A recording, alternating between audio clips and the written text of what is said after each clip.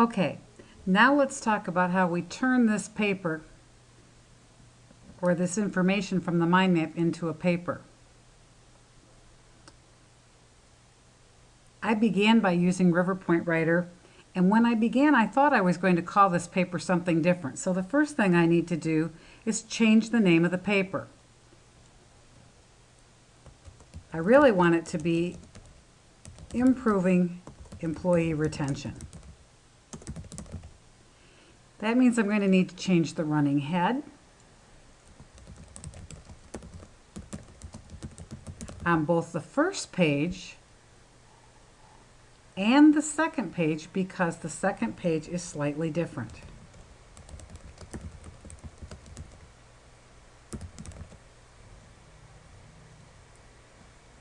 I also need to change the title on the first page.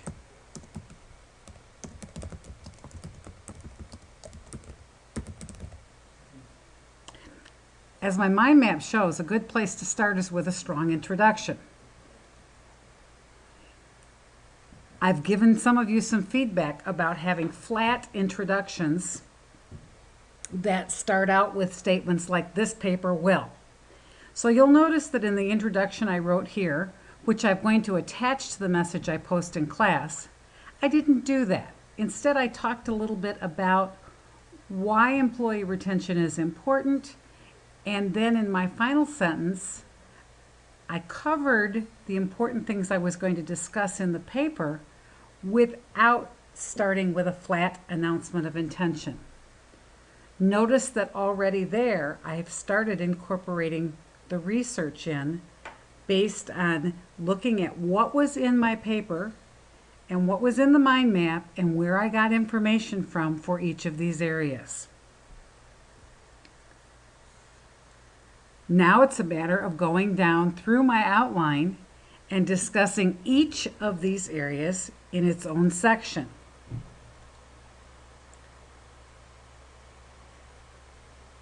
Throughout this, notice how I've taken points from the outline, turned them into sentences, and then cited the sources that provided information about that.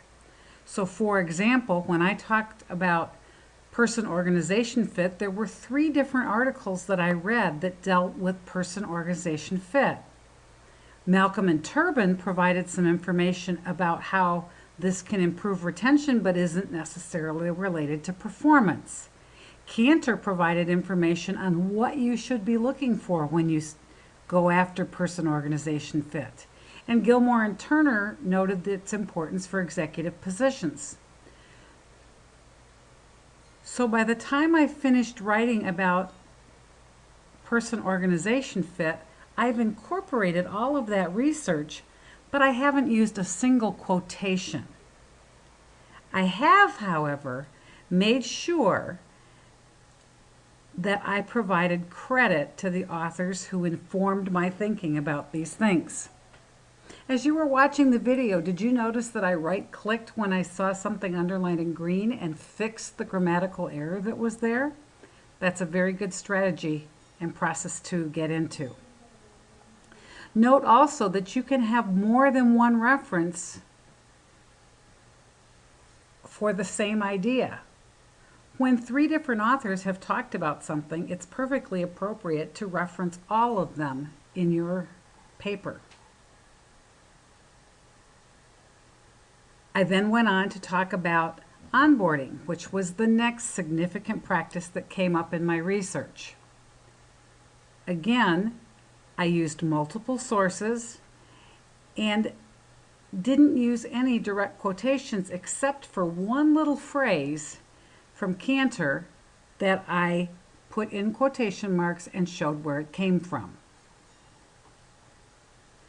In the professional development section, I had a lot of information, as you can see on this map. I worked my way through that very systematically and included the appropriate citations as necessary. Got another one of those green things here, so I checked that out. It suggests I don't need a comma there, so I fixed that. Here I've got something underlined in red, which could suggest a spelling error. Although in this case it's not, and by adding it to the dictionary, I can get rid of that in the future. Notice that when I used this reference multiple times, I only gave all three names the first time, and after that used the phrase "et al." That's consistent with the information that I provided you in APA tip number 8 about multiple authors.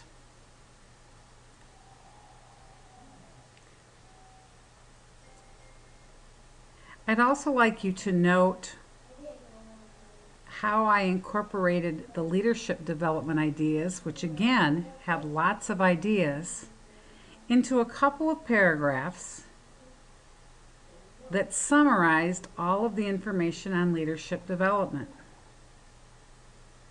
I then wrote a conclusion that summarized the key findings and provided a strong conclusion. Note that with all of the research I did, I still ended up with something that was less than 1,200 words. So it's a reasonable length for most of the papers you would write in this course. I hope you found this useful. Maybe it'll give you some ideas. In any case, I hope you enjoyed watching it. Have a great day.